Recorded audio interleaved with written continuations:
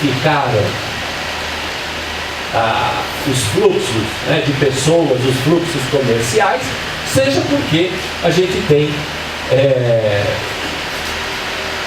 problemas de segurança nas metrópoles que são associados. Então, a cocaína que se consome no Rio e São Paulo vem de onde? Vem pela fronteira. Às vezes não vem pela fronteira coisa nenhuma. Chega de container aqui no aeroporto ou no porto, mas a fronteira virou o imaginário, por assim dizer, do pânico e da satanização também em termos de segurança. Então, esse projeto, né, muito assim, não estou dando detalhes de como é que nós estamos fazendo o projeto, mas esse projeto nós estamos desenvolvendo, estudando, por exemplo, o perfil de homicídios que nós temos na área de fronteira, onde é que estão os pontos mais sensíveis de homicídio nas áreas de fronteira, e as iniciativas governamentais desenvolvidas nessa região para enfrentar o que hoje se coloca como um problema, que é o problema da fronteira. Como a Camila gosta de falar bastante, eu vou parar por aqui e vou passar a palavra para ela.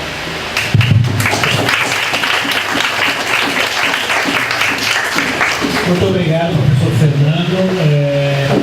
Agora a gente vai passar para a professora Camila Caldeira Nunes Dias, professora da UFPC.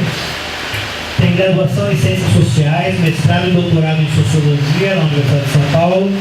Professora de bacharelado em Políticas Públicas aqui no UFPC, experiência na Sociologia da Religião e da Violência, atua nos temas Sistema Prisional, Crime Organizado, Segurança Pública, Redes Criminais nas Fronteiras, Conversão Religiosa e Trajetória Religiosa.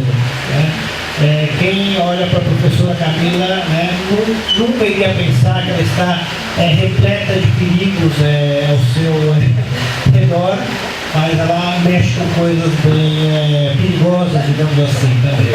Então, somos guarda-costas. Nós somos guarda-costas, é isso mesmo. Então, professor, por favor, professora Camila. Obrigada. Também quero iniciar agradecendo o convite do Arthur, a presença de todos vocês aqui. Bom, na verdade eu não vejo que coisa assim, as coisas perigosas só no plano, digamos, acadêmico, né? Bom, eu vou falar, assim como o Marcos e o Fernando, também não sou especialista, né, em segurança pública, em política pública. E eu, menos ainda, né, porque a minha área de pesquisa mais específica é o sistema prisional.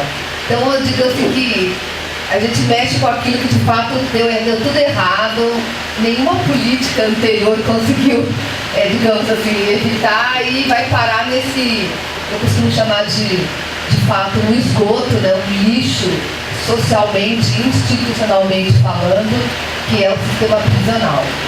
E mais especificamente, foi objeto de minha pesquisa do doutorado, a presença do grupo criminoso, né, conhecido como o Primeiro Comando da Capital, PCC, aqui no Sistema Prisional de São Paulo.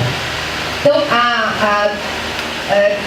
durante o doutorado, uma coisa ficou muito clara para mim, que é a hegemonia do PCC no sistema carcerário paulista. Hegemonia que significa a presença e o controle desse grupo da dinâmica prisional dentro de pelo menos 90% das unidades prisionais do Estado. São Paulo tem hoje, né, o Estado de São Paulo conta com aproximadamente, acho que hoje está com 152 unidades prisionais, contando penitenciária, centro de detenção provisória, unidade de regime semiaberto, totalizam 152 unidades. E dessas, aproximadamente 90% são controladas pelo PCC. Então essa constatação dessa presença do PCC controlando, quando eu falo controlando, o que significa, né? Eu chamo de controle político e controle econômico. Controle econômico significa o controle de todas as atividades, todo o comércio ilícito realizado dentro da prisão, sobretudo entorpecentes, né? Mas também cigarros, enfim, tudo que vocês imaginarem que circula, né? De venda, empréstimo, venda de favores, enfim, tudo é controlado pelos integrantes do PCC. E controle político, eu acho mais importante, né? Que significa o PCC é uma instância, digamos assim, de mediação, de regulação de conflitos dentro da prisão e também fora da prisão, né, nos bairros da periferia, não só da cidade de São Paulo, mas de muitas cidades, né, do interior. Então, qualquer conflito envolvendo, sobretudo dentro da prisão, onde isso é muito mais evidente, qualquer conflito envolvendo dois presos, sobre qualquer coisa, um acusou o outro de pegar um sabonete, enfim, uma roupa, um chinelo, se antes, né, da existência do PCC isso era resolvido diretamente entre os dois envolvidos, hoje isso tem que necessariamente passar pela arbitragem do PCC. Então o preso chama a liderança local do PCC e essa liderança tem que fazer a mediação desse conflito. E eu acho que esse é o aspecto mais importante dessa presença do PCC. O mesmo vale para a relação entre a população carcerária e os funcionários da administração prisional local. Qualquer conflito envolvendo um preso e um funcionário também passa pela mediação do PCC. Então, por exemplo, quando eu estava realizando a pesquisa de campo numa unidade prisional, houve um final de semana que o detector de metais, por onde as visitas têm que passar, estava com problema e boa parte das visitas dos presos não conseguiram entrar. Então era uma unidade do interior de São Paulo, distante da capital, onde as visitas têm que passar muitas horas, né, para chegar, enfim. E isso causa, e para os presos, a presença da visita, seja a mãe ou a esposa, geralmente a esposa, ela é fundamental, né? Ele se reveste de uma importância muito grande. Então isso, digamos assim, foi um problema grave. Né? Então nesse dia eu estava lá durante a semana, isso tinha ocorrido no final de semana. Então a liderança do PCC, que eles chamam de piloto, tinha requisitado uma audiência, uma reunião, digamos assim, com o diretor de segurança da unidade para discutir o problema do detector de metais. Ou seja, então, os presos foram reclamar para eles, né, da ausência das visitas dentro da prisão, e ele, então, exerce esse papel de mediação. Óbvio que a administração prisional não admite claramente, né, mas também não tem muito como não dizer que isso não ocorre, porque a própria administração prisional, quando um preso dá algum problema, muitas vezes eles recorrem ao piloto para resolver. Bom, tem essa constatação, né,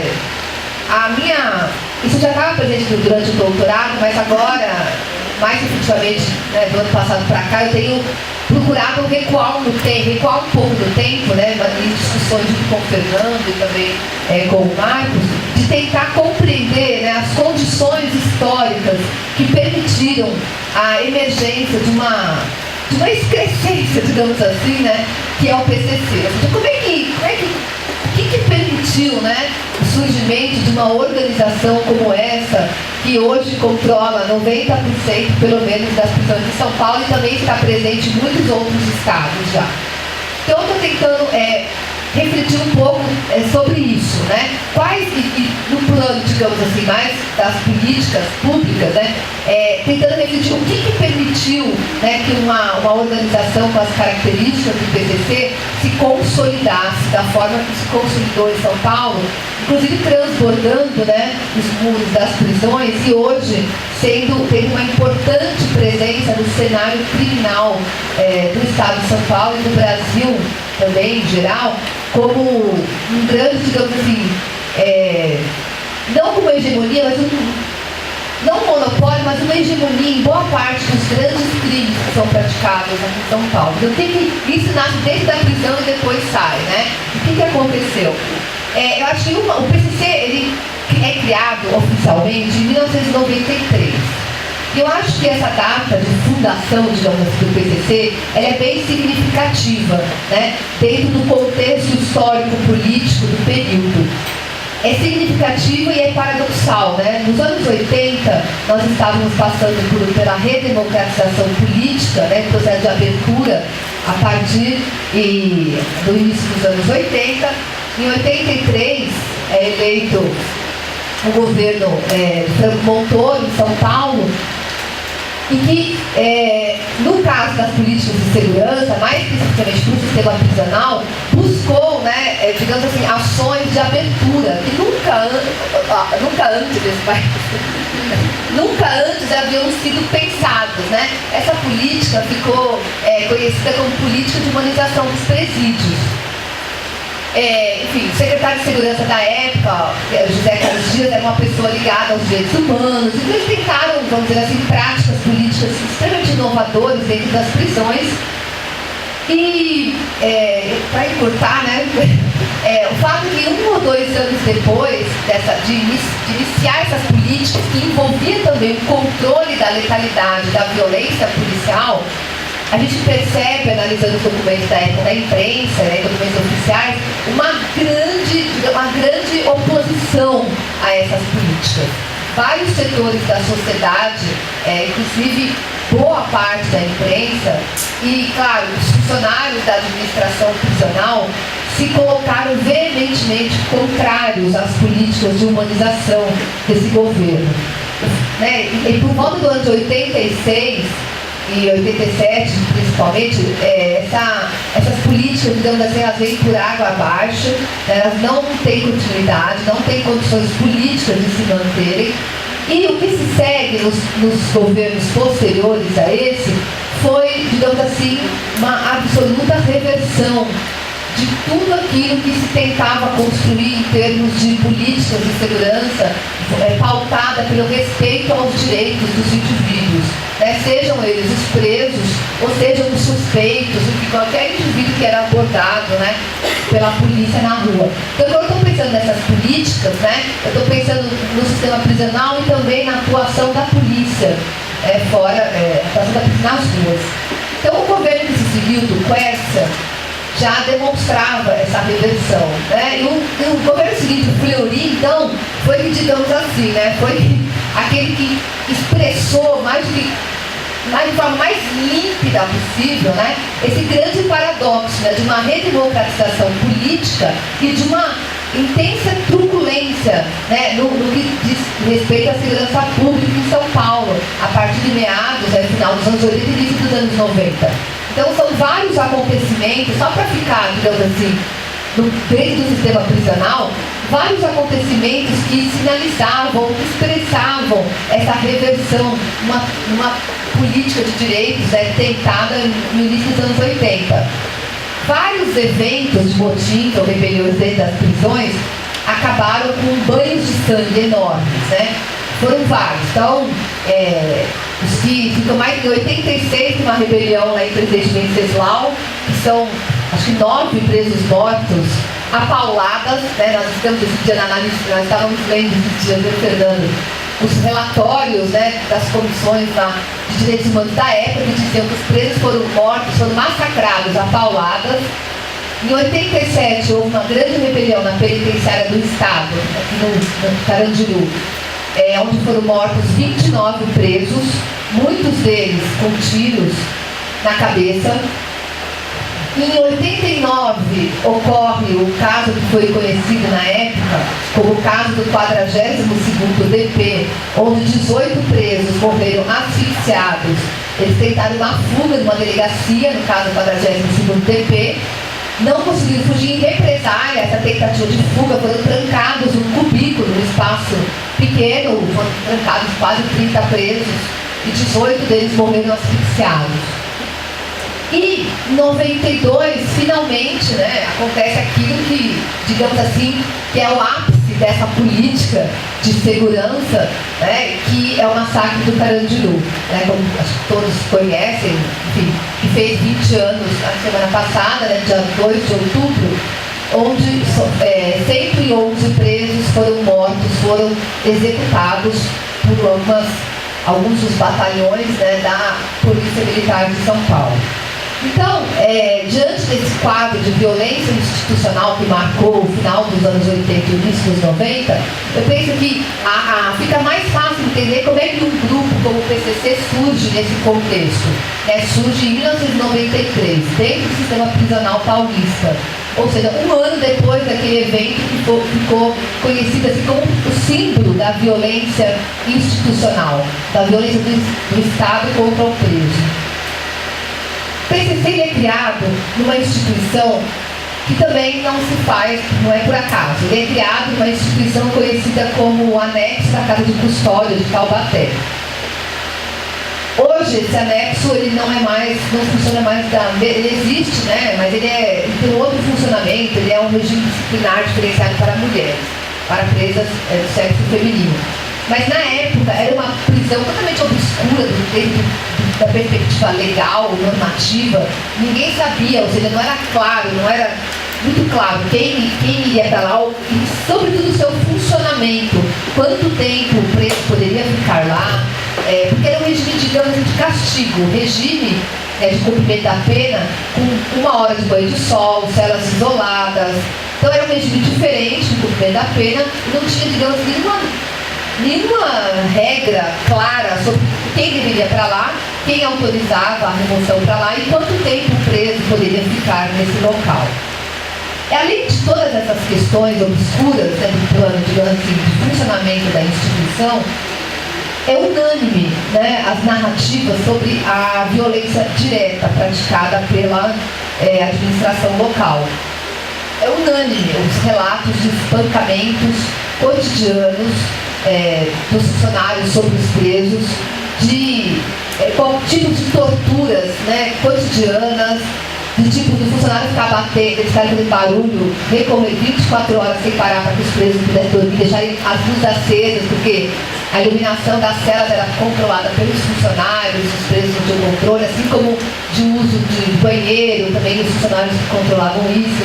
Então, as denúncias de torturas, maus tratos, agressões e espancamentos são unânimes em relação ao funcionamento dessa instituição.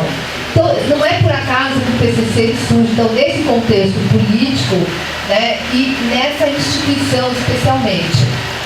Então, o PCC nasce em 93 no anexo e depois, a partir de 94, os seus fundadores eles vão sendo removidos para outras unidades prisionais, e então começa a ser um período, digamos assim, de expansão do PCC para o sistema prisional como um todo. Eu não vou entrar especificamente aqui na questão da dinâmica do PCC, que não é propósito, né, dessa discussão, mas eu diria assim que o PCC ele é o fruto, digamos assim, de uma falta de uma política digna desse nome, né, de uma política pública de segurança, ou muito menos ainda no sistema prisional. Como o Marcos e o Fernando já sinalizaram, quando a gente pensa em política pública, a gente pensa em discussão, em planejamento, na reflexão sobre os resultados no médio, no longo prazo, aonde se quer chegar, né? Traçamos um objetivo, digamos assim, e depois um caminho para se alcançar esse objetivo. Isso não existe na área de segurança, e muito menos no sistema prisional. A única política do sistema prisional que nós temos aqui no Brasil, em São Paulo, com mais intensidade, é a política de construção de novas unidades prisionais. São Paulo constrói unidades como nenhum outro estado, como nenhum outro lugar, né? E se isso pode ser, mas ainda bem que constrói, né? Porque ele vai deixar os presos tudo mofando em cubículos, como eram as delegacias de polícia, né? A questão é que se constroem unidades para elas estarem sempre cheias, né? Então a gente tem uma política de encarceramento que a construção, já ouvi isso de vários secretários, do Nagashi, do Antônio Ferreira Pinto, do Dorival, que é o atual secretário, assim, a gente precisa construir uma unidade prisional por mês para dar conta da demanda, e é verdade. Né? Então, ou seja, não há como dar conta de uma demanda que sempre se renova, que não se esgota. E eu penso que, então, essa política, né, que dá para chamar assim, que, digamos, de passagem, não vem acompanhada de melhorias na infraestrutura dos estabelecimentos, do respeito à lei, do cumprimento mínimo do que manda a lei de execução penal, né, legislação específica, de oferecer aos presos trabalho, educação. Isso tudo não existe. Não é nem questão de discutir a qualidade, é a questão da sua inexistência mesmo, né? Muito embora o governo às vezes apresente alguns números oficiais, mas para quem é dentro de uma instituição prisional, vai ver que isso é tudo balela, que isso não existe. Então, Então, essa expansão por si mesma, né, física, da rede de estabelecimentos prisionais, eu acho que ela é, digamos assim, uma política que ela insere a questão prisional num círculo vicioso, né, num perverso círculo vicioso. Porque, digamos assim, na justificativa, por exemplo, de combater o PCC, que hoje, embora o governo estadual diga que não existe, mas é o inimigo público número 1, né, sobretudo do ponto de vista do governo estadual. Então, para combater o PCC, digamos assim, se aumenta então o processo de encarceramento. E aí não só de pessoas que pegam o PCC, encarceramento massivo aí, voltado para pequenos crimes, de pequenos delitos, né, furtos e tal. E isso, ao meu ver, reforça o poder do PCC, aumenta, digamos assim, empodera o próprio PCC. Porque se fora das prisões, na sociedade, não é bem claro, digamos assim, é relativo se é bom ou não para um criminoso fazer parte do PCC, ele vai pensar 2 vezes. Dentro da prisão, sem sombra de dúvidas, é importante, digamos assim, empodera, é um fator de empoderamento, o pertencimento ao PCC. Então, o processo de encarceramento massivo que a gente assiste em São Paulo, né, sobretudo da década de 90 para cá, com mais intensidade, ele é um fator, digamos, de fortalecimento do poder do PCC. Então, eu acho que é um grande ciclo vicioso que o governo atual não tem capacidade de resolver, não sabe como resolver, e o PCC, digamos assim, é a grande pedra no sapato do governo, né? É o grande, digamos assim, o grande empecilho para que ele comprove, afirme a suposta eficiência que eles tentam afirmar nas suas políticas de segurança. É isso, eu não quero me estender mais, para a gente poder agora deixar um espaço para o debate. Agradeço a atenção de todos.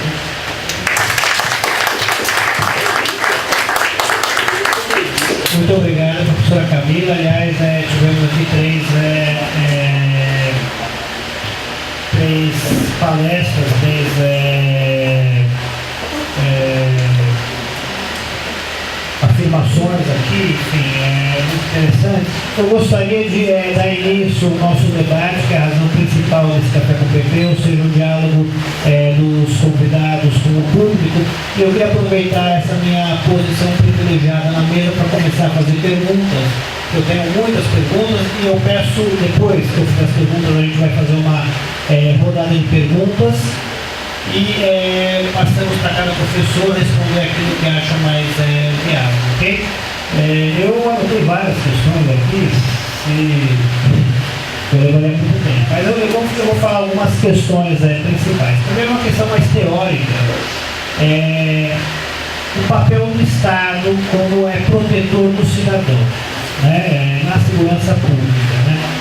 Nós vemos aqui, e com a democratização isso se dá mais ênfase a isso, o direito dos cidadãos também à proteção pelo Estado, pelas polícias, enfim. Só que, de outro lado, nas últimas décadas a gente tem presenciado um crescimento da segurança privada no Estado, e existem já estatísticas que dizem que para cada policial que temos alguns vigilantes ou pessoas ligadas à segurança privada em cada um dos estados brasileiros. Por que isso se deu?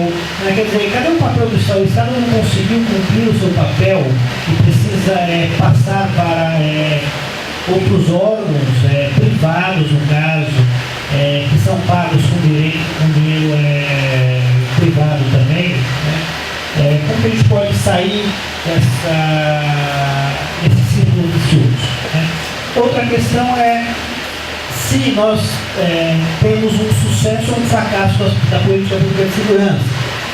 Se vermos no estado de São Paulo, nas últimas 2 décadas, tem se reduzido bastante o número de homicídios se comparado a outros estados brasileiros. No Rio de Janeiro também tem se reduzido o número de homicídios, apesar de que na mídia, no Datena, enfim, esses problemas a gente sempre ouviu falar, né, da violência, do homicídio, etc.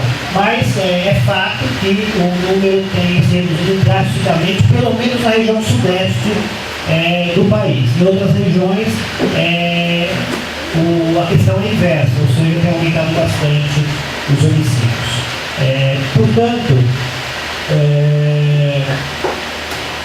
eu queria frisar a questão da continuidade do poder. No estado de São Paulo, nós temos um governo que, mesmo que mude algumas pessoas, os partidos aliados permanecem o mesmo, né, em vários anos. E isso, de acordo com a teoria, diz que quando há continuidade a uma política, se pode ter um sucesso maior no combate, por exemplo, a políticas, a criminalidade, né, o homicídio, etc. Será que isso se confirma no caso tanto da região sudeste como especificamente no estado de São Paulo? Ao contrário de outros locais onde há muita mudança no governo do estado, que é o responsável pela política de segurança pública do estado, e não tem uma continuidade, por isso o nível aumenta. Não sei se vai de acordo. Uma outra questão é aqui a nossa região do Grande ABC, né?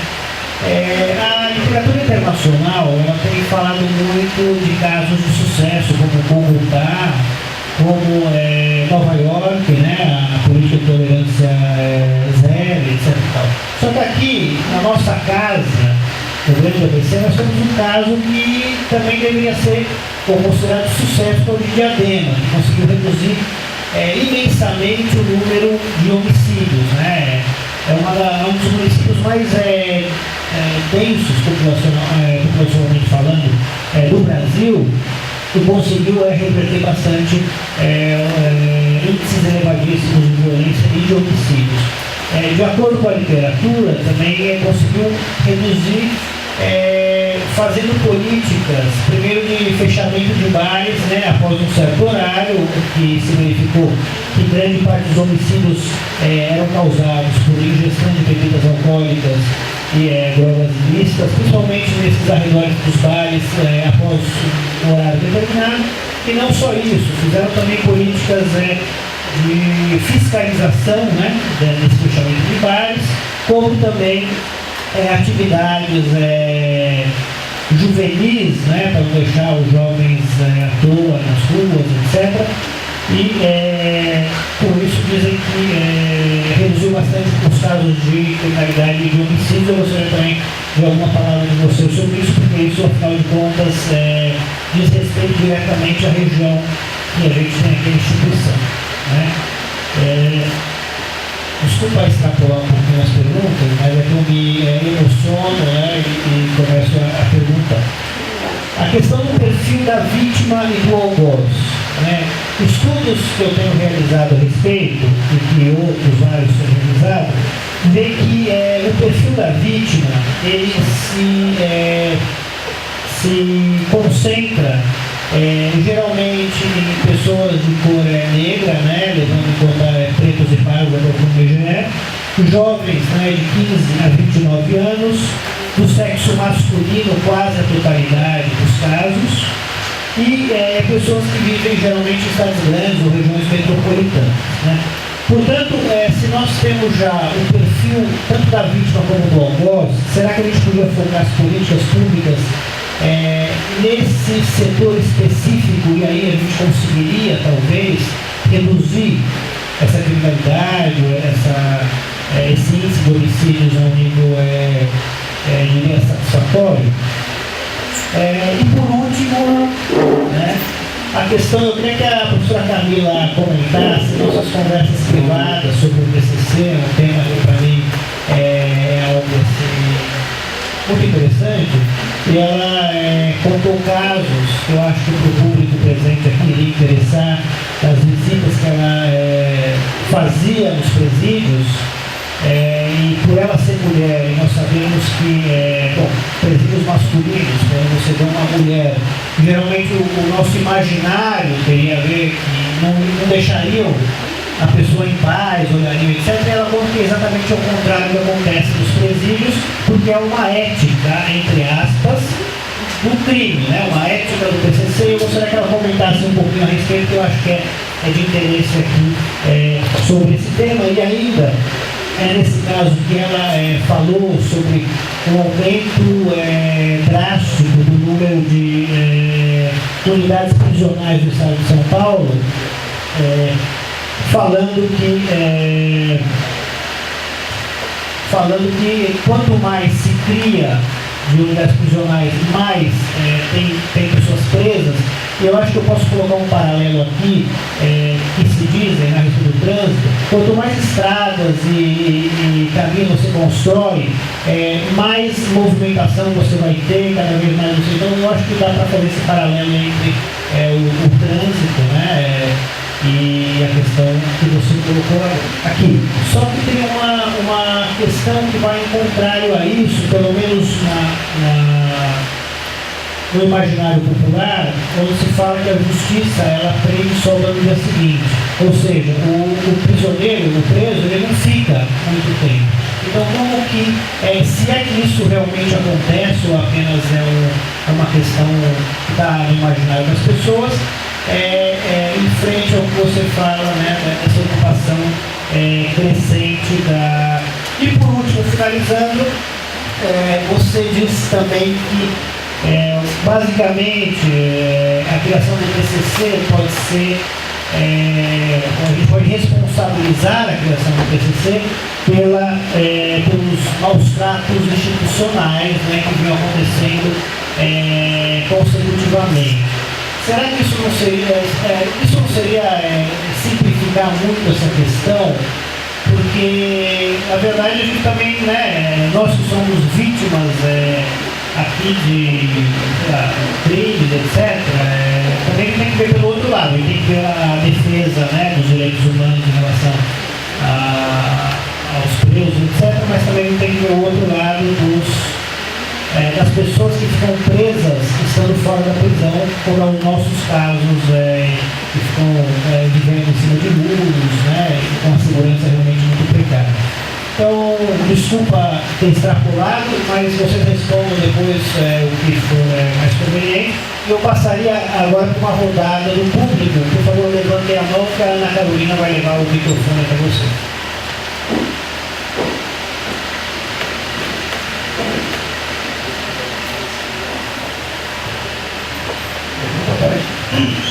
Professora Camila, a senhora tinha comentado a respeito da postura do Estado, né? Talvez para se manter de uma maneira afirmar o poder da supostamente teoria. De que maneira deveria, com a efetividade da segurança pública de São Paulo, de que maneira o Estado deveria se funcionar, né? Os governadores, secretários de segurança, até os líderes das polícias, tanto militar quanto civil. A gente observa, né, essa nova onda de ataques aos policiais, então, talvez um reflexo já presente desde 2006, 2008. Mas como deveria o governo então se posicionar, né? No paralelo ao Rio de Janeiro, uma outra história, uma outra situação, mas o governo assume uma postura diretamente de combate direto ao crime. Aqui fica um negócio meio, não está acontecendo, eu não estou vendo, mas a polícia está trabalhando, nesse sentido. Oi, meu nome é Raquel, sou mestranda no curso de Planejamento e Gestão do Território, meu orientador, professor Edu.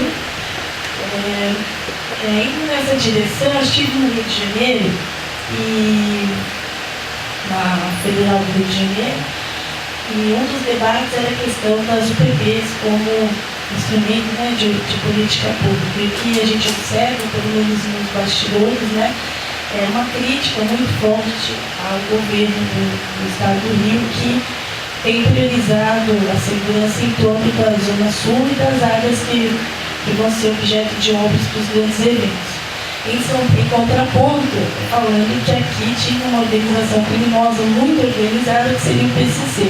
E aí a colega falou, não, no Rio de Janeiro são várias facções que brigam muito entre elas. Então, comparando o Rio e São Paulo, o PCC seria, né, um crime organizado, extremamente organizado. E eu queria saber da mesa, assim, mais do que políticas de contenção, eu sou do Tribunal de Justiça, eu vejo o volume de processo, mas eu não vejo, assim, ações do governo, políticas preventivas ou de realmente, eu acho que esse debate da desigualdade, ele se perde, porque fica na questão de só conter. Eu queria que vocês falassem um pouco se os estudos estão apontando para isso, medidas, né? Porque tem graus de crimes variados. E um outro ponto é que uma reportagem recente aí da Veja, colocando a criminalidade muito associada aos núcleos mais pobres, né?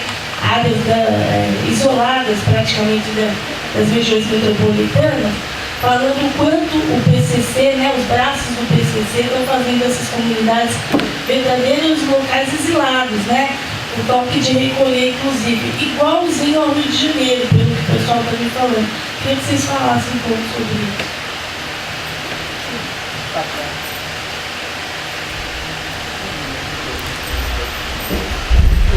Meu nome é Marina, eu sou assistente social aqui na UFBC. Eu gostaria de falar, reforçando algumas questões. Mais alto, por favor. Algumas questões que a Raquel trouxe, eu concordo plenamente.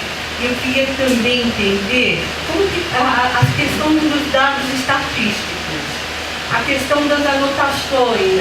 Por exemplo, quando você traz dados do PCC, que a gente tem dados acerca da criminalidade do estado de São Paulo, que diminuiu, por exemplo.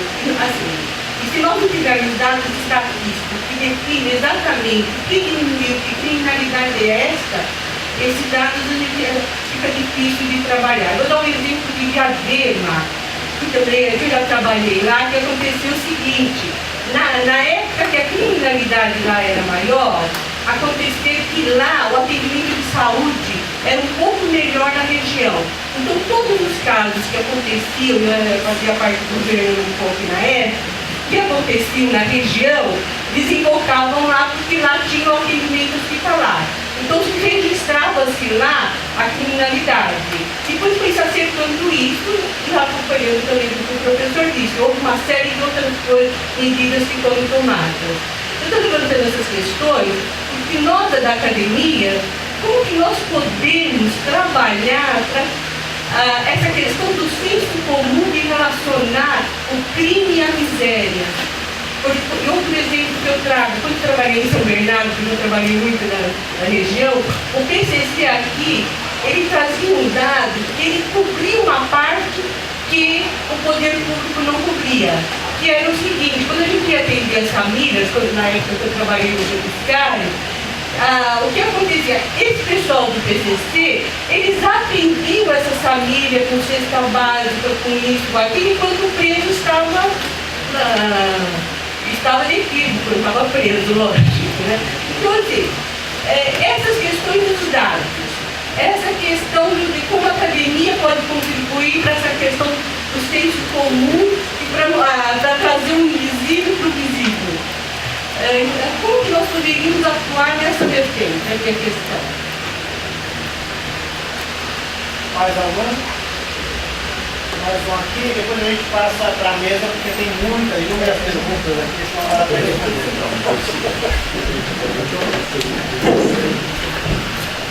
Boa tarde. Indiretamente para a ação da polícia em bairros e comunidades menos favorecidas, é explícito a omissão da polícia por parte da presença do comando em bairros. Então, é constante a presença de bases policiais próximos a conhecidos pontos de droga, de vendas de droga. E eu queria saber como é pautado essa omissão por parte da polícia. Se é por um acordo formal entre as instituições e o comando, ou se é por simples medo da polícia em relação ao poder do comando local.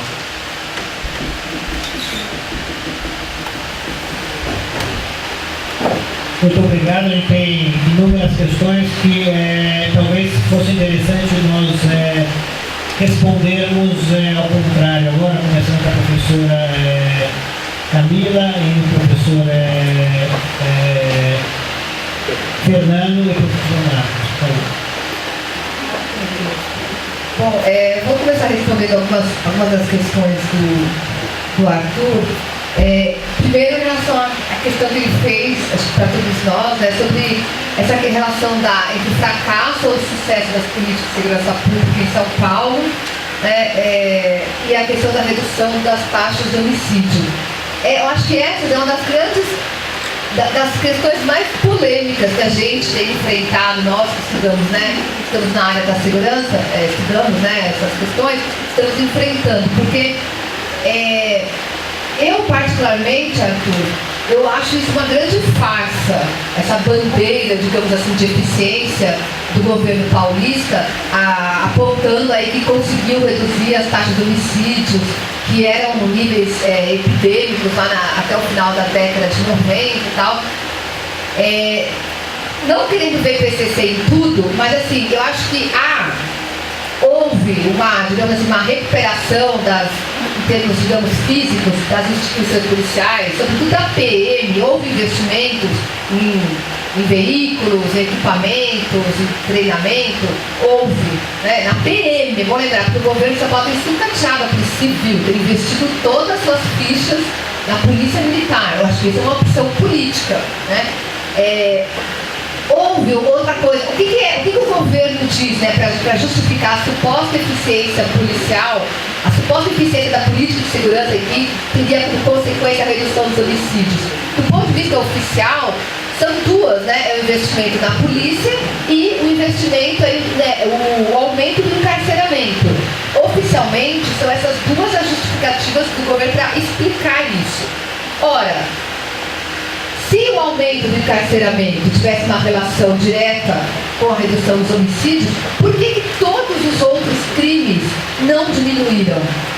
Todas as estatísticas mostram roubos, o sequestro flutua muito, latrocínio também, mas roubos de veículos, a banco, carro forte, roubo a condomínios, a receita, todas essas modalidades de crime têm aumentado no período e continuam aumentando.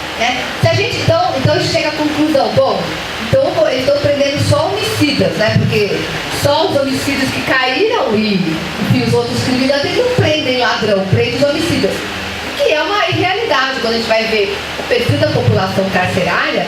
A grande parte dos presos, eles não são de crimes contra o patrimônio, não de crimes contra a vida, né? São presos por roubo mesmo, tráfico de drogas, sobretudo furtos e tal. Então, eu achei inconsistente, né, essas justificativas do governo, pautando a eficiência da sua atuação como digamos assim, ações que tiveram impacto sobre a redução dos homicídios. Eu penso que a redução dos homicídios em São Paulo está atrelada. Eu acho que é muito difícil você detectar esse fator, estabelecer uma relação de causa e efeito. Mas eu penso que a presença do PCC em São Paulo, e não é porque eles são bonzinhos, não, porque o PCC, digamos assim, como, né, você comentou, diferentemente do Rio de Janeiro, em São Paulo, há uma organização criminosa só, que é uma organização criminosa mesmo, digna desse nome. E há uma só. O PCC praticamente monopoliza a distribuição de drogas em São Paulo, sobretudo maconha, né? É monopólio quase do PCC. Então o PCC não tem grupos que, digamos assim, com os quais ele tem que lutar. O PCC, a relação com o Estado é uma relação de acomodação, eu digo, né? Tá filmando? É uma relação de acomodação, onde você tem situações, digamos assim, que ficam confortáveis para todos os lados. Relação essa que esse ano implodiu. Relação essa que não está em vigor no momento. No momento que nós vivemos hoje, né? Desde, sobretudo, de abril para cá, uma guerra, né? Então, mas enfim, digamos que a gente vive num período excepcional, né? Mas só voltando para essa redução dos homicídios, eu imputo não ao PCC, a qualquer ideologia do PCC, de pacificação, não. Mas eu relaciono isso com a presença de uma organização, digamos assim, que detém um monopólio do comércio ilícito e que, portanto, de forma, digamos assim, como um efeito indireto, você tem uma queda nos conflitos que envolvem, por exemplo, o varejo da droga, que sempre, historicamente, né, é algo, digamos assim, que gera o número